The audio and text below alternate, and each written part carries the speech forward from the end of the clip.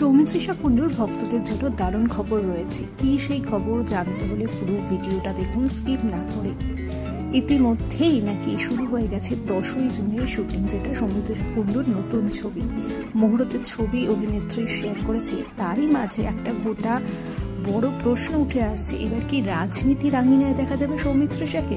সম্প্রতি ভোটের প্রচার করতে দেখা গেছে সৌমিত্রিষা কুণ্ডুকে। তৃণমূল বিধায়ক রাজ চক্রবর্তীর সঙ্গে ভোটের প্রচারে ব্যস্ত ছিলেন অভিনেত্রী। আর সেখানেই প্রশ্ন উঠছে, এবার কি পর্দা থেকে সোজা রাজনীতির আঙিনায় দেখা যাবে সৌমিত্রিষাকে?